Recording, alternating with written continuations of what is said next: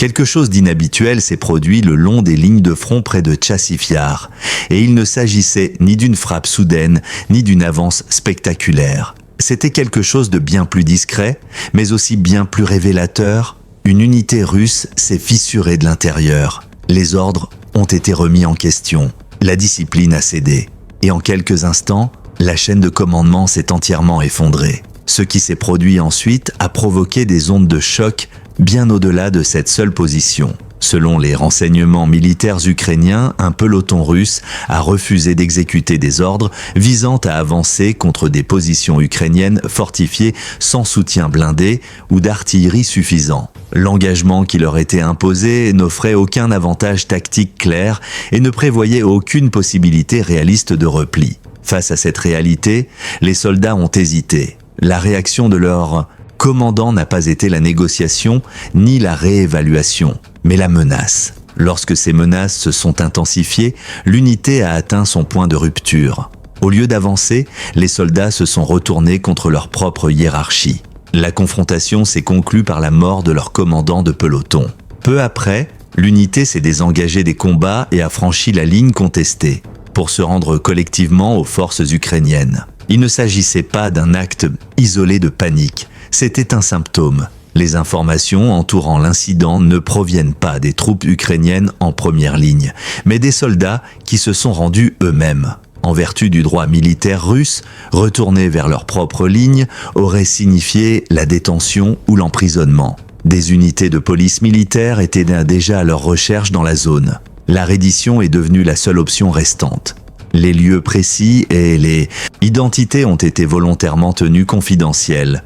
Mais l'événement aurait eu lieu près de Chassif Yar, une région marquée par des engagements prolongés, des avances et des retraits répétés, ainsi qu'une attrition constante bien avant la chute de Bakhmout à proximité. La perte d'un seul peloton ne modifie pas à elle seule l'équilibre du champ de bataille. Mais ce que cela représente est bien plus significatif.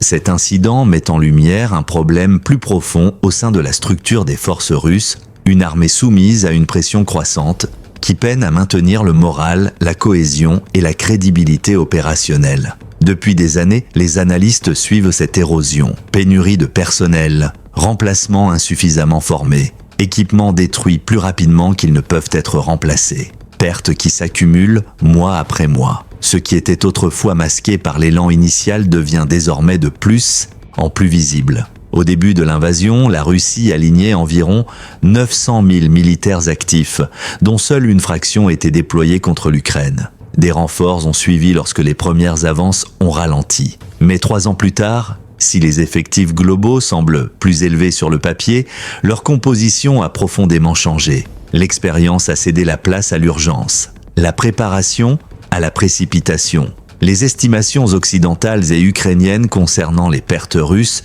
varient. Mais même les chiffres les plus prudents évoquent des centaines de milliers de soldats incapables de retourner au combat. Ces pertes ne sont pas seulement numériques, elles transforment le fonctionnement même de l'armée. Les unités sont reconstituées plus vite qu'elles ne peuvent être entraînées, les structures de commandement s'amincissent, les erreurs se multiplient. Nulle part cet impact n'est plus dommageable que dans un système fondé sur un commandement rigide et centralisé. La doctrine militaire russe concentre le pouvoir décisionnel loin au-dessus du front. Les ordres descendent avec peu de flexibilité. Lorsque les conditions évoluent, comme c'est fréquemment le cas sous une surveillance constante et des frappes de précision, l'adaptation devient difficile. L'Ukraine a exploité à plusieurs reprises cette rigidité en ciblant les nœuds de commandement et en provoquant des perturbations qui se répercutent sur des formations entières. Lorsque des officiers sont perdus, les vides créés ne sont pas facilement comblés.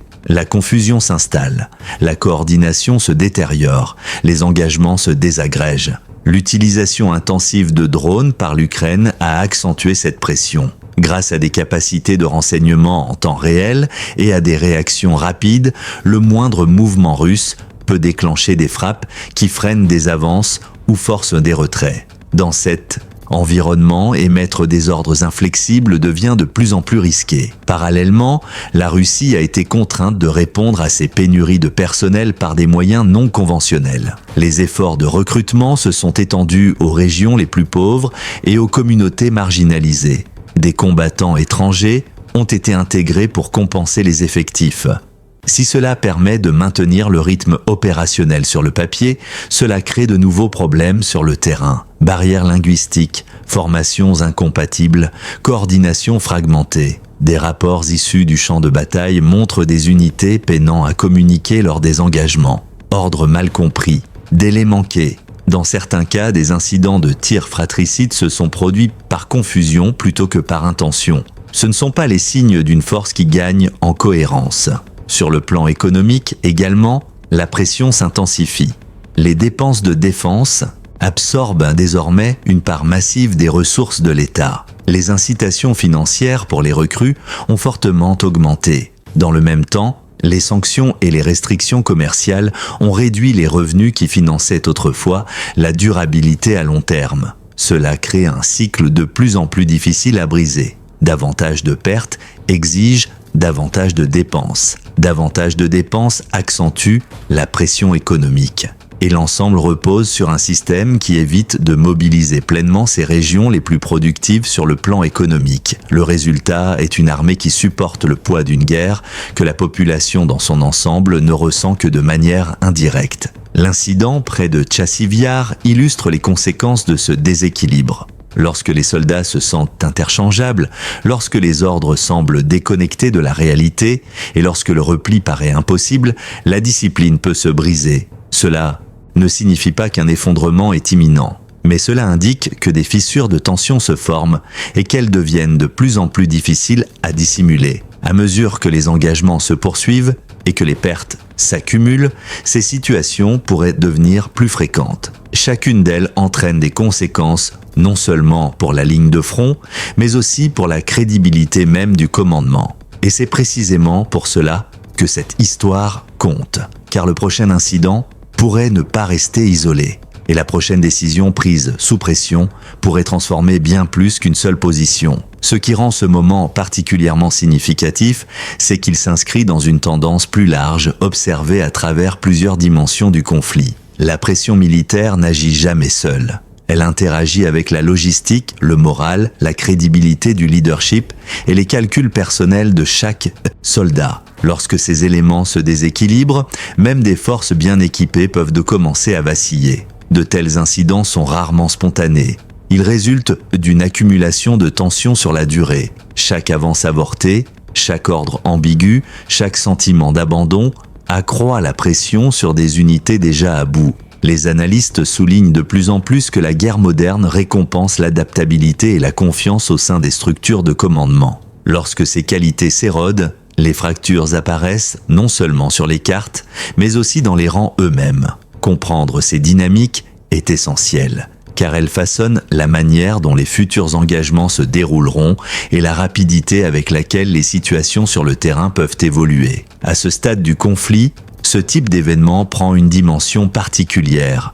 Il ne s'agit plus seulement d'une question de terrain gagné ou perdu, mais de la capacité d'une armée à maintenir un minimum de cohésion humaine sous une pression constante. Chaque décision prise au sommet, chaque ordre transmis sans adaptation aux réalités du terrain, finit par produire des effets cumulatifs.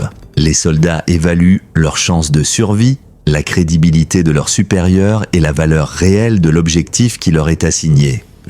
Si vous voulez comprendre ce qui se passera ensuite, comment ces dynamiques évolueront et ce qu'elles signifient pour l'ensemble du conflit, continuez à regarder, restez informés et n'oubliez pas de liker, de vous abonner et de rester à l'écoute pour la suite.